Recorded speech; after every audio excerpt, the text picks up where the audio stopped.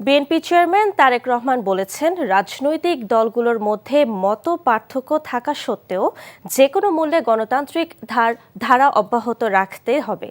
দেশ আর ৫ আগস্ট পূর্ববর্তী পরিস্থিতিতে ফিরবে না বলে দৃঢ়তার সাথে বলেন তিনি।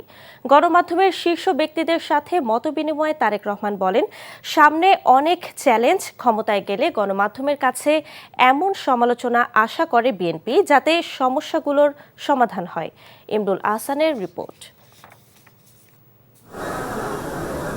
দলের চেয়ারম্যানের দায়িত্ব নেওয়ার পরদিনই সাংবাদিকদের সাথে মতবিনিময়ের এই আয়োজন রাজধানীর একটি হোটেলে, যেখানে অংশ নেন দেশের প্রায় সব জাতীয় দৈনিক ও টেলিভিশনের প্রধান নির্বাহী।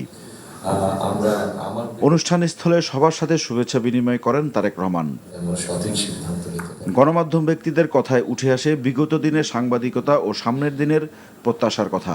গোটা সংবাদ মাধ্যমের ক্ষমতাকে গণতান্ত্রিক জবাবদিহিতার মধ্যে আনবার যে দায়িত্ব, সেই দায়িত্ব পালনে আপনারা যদি ক্ষমতায় যান কিংবা ক্ষমতায় না গেলেও সমাজে আপনারা প্রভাবশালী সংগঠন হিসেবেও যদি থাকেন, সেইটা যাতে আপনারা অনুমোদন করতে পারেন, সেই সহনশীলতা আপনাদের হোক।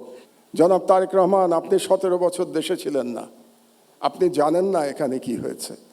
আপনার বিশিষ্ট লোকজন আপনাকে যা বলেছে এটাই আপনি শুনেছেন, এবং এখন যারা মিডিয়ার নতুন বন্ধুরা আপনাকে যেটা বলছে সেটাই আপনি শুনছেন, এবং সেটাই আপনি মনে করছেন এটাই বাংলাদেশের 17 বছরের ইতিহাস।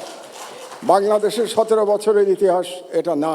তারেক রহমান সাহেব যদি ক্ষমতায় আসেন, তাহলে উপস্থিত সাংবাদিকদের যে পরিবার আছেন এবং যারা আছেন তাদের পেনশনের ব্যবস্থা করবেন সর্বজনীন সরকারের আইনের ভিত্তিতেই। সাংবাদিকদের জন্য আলাদা আইন করতে হবে না, এটা আমার অনুরোধ থাকলো তার কাছে।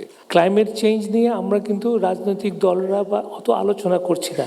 ক্লাইমেট চেঞ্জের যে কী ইম্প্যাক্ট হবে এটা অলরেডি আমরা কিন্তু কোস্টাল এরিয়াতে দেখতে পাচ্ছি। সো আমার অনুরোধ থাকবে, climate change should be your very important priority.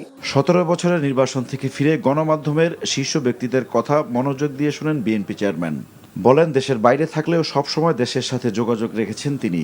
আমার 60 লক্ষ নেতাকর্মী এবং তার থেকে আরেকটি হৃদয় বিদারক আমার জন্য হচ্ছে, সেটি হচ্ছে আমার মায়ের সাথে কি হয়েছে। কাজে এই ঘটনাগুলোকে যদি আমরা সকলে সবগুলোকে এক করি, তাহলে যারা দেশে ছিলেন আপনারা, তারা অবশ্যই আমার থেকে একটু বেটার ভালো জানবেন। তবে আমি একদম যে জানি না বোধহয় বিষয়টি তা নয়, আমার একটি ধারণা আছে। তিনি বলেন, জনগণের সমর্থন নিয়ে সরকারে গেলে গণমাধ্যমের যে কোনো সমালোচনা আমলে নেবে তার দল।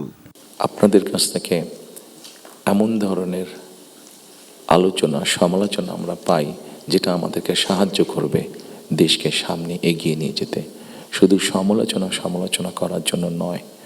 আপনাদের কাছ থেকে এমন সমালোচনা আমরা পাই যাতে আমরা দেশের মানুষের যে সমস্যাগুলো আছে সেই সমস্যাগুলো যাতে আমরা সমাধান করতে সক্ষম হই।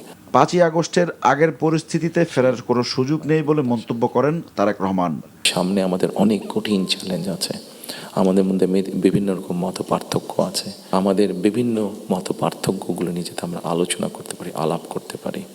আমাদেরকে যে কোনো মূল্যে ডেমোক্রেটিক প্রসেসটা চালু রাখতে হবে। আমাদের সমস্যা ছিল, আমাদের সমস্যা আছে, অবশ্যই আমরা 5ই আগস্টের আগে ফিরে যেতে চাই না। আমি আমার অবস্থান থেকে যদি চিন্তা করি, আমার এক পাশে 1981 সালের একটি জানাজা, একই সাথে আমার এক পাশে 2025 সালের 31 ডিসেম্বরের একটি জানাজা, আর আমার আরেক পাশে 2024 সালের 5ই আগস্টের একটি ঘটনা। কাজে আমার মনে হয় এটি শুধু বোধহয় আমার একার জন্য নয়, যারা আমার দলের নেতা কর্মী সদস্য এবং সামগ্রিকভাবে পুরো দেশের মানুষের সামনে বোধহয় এই দুটি উদাহরণ বোধহয় সবচাইতে বাদ বিবেচনা করার জন্য সবচাইতে ভালো উদাহরণ। 5ই আগস্টে ফিরে যাওয়ার কোনোই কারণ নেই আমাদের। দেশের মানুষের ভাগ্য উন্নয়নে তার দলের নানা পরিকল্পনাও তুলে ধরেন বিএনপির চেয়ারম্যান। নতুন প্রজন্ম একটি গাইডেন্স চাইছে, নতুন প্রজন্ম একটি আশা দেখতে চাইছে। Imrul Ahsan, NTV news, Dhaka.